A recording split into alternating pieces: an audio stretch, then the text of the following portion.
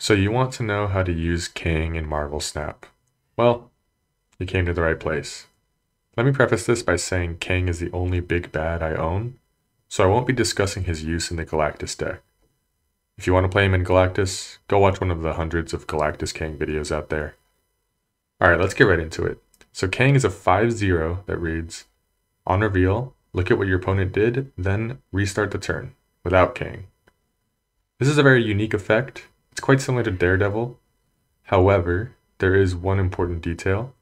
Kang undoes snaps. I don't know why the developers put this in the game, but as a player, we are free to abuse this. I think Kang is strong, but definitely not as flexible as other non-synergistic cards like Shang-Chi and Sunspot. I would not just include him in any deck without considering other options which may make my deck stronger. Kang's main strength is in his cube gain, not actually helping you win the game a lot of time. The only ways Kang can actually affect the board is by giving you an extra draw or by thinning your hand. If you play Kang the turn you draw him, you will draw another card when the turn resets.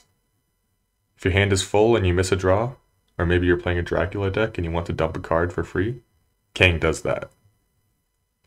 However, the main use of Kang comes with how you can maximize your net cube gain.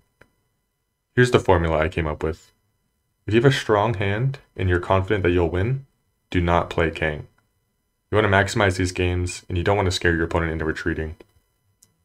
If you have a strong opener but a weak finisher, snap before the final turn and then play Kang in the final turn.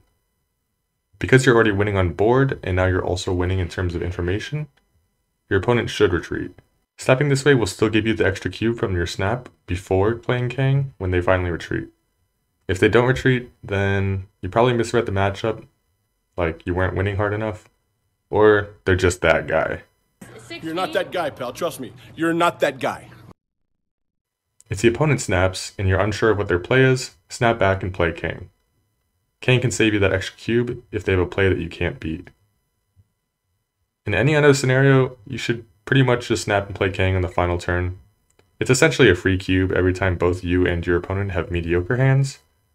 And if your opponent drew well, you're able to see this and escape before you lose your cubes. Let's talk about a few decks that I would put Kang in. As I said before, I don't have Galactus. So instead, I like to put Kang in my control decks, combo decks, and any deck that has Dracula in it pretty much. I put him in my control decks because he gives me information on how I can use my tech cards to swing the game. I put him in my combo decks because he can give me that extra draw I need. He can also show me if my opponent has disruption for my combo, and I can retreat safely. Lastly, I put him in my Dracula decks so I can consistently hit that Infinite, instead of just flipping a coin. In conclusion, is Kang meta-defining? No, he's not. I like to see him as a tool that I can use to have better control over the flow of cubes between me and my opponent. And also, a very important note, Kang does not go off in the Cosmo lane, nor does he go off in the Dark Dimension, or behind Invisible Woman. That's all I got, so happy snapping! Kevo never cared about the problem, he gon' solve it. They get mad, start watching, cause they see we got it.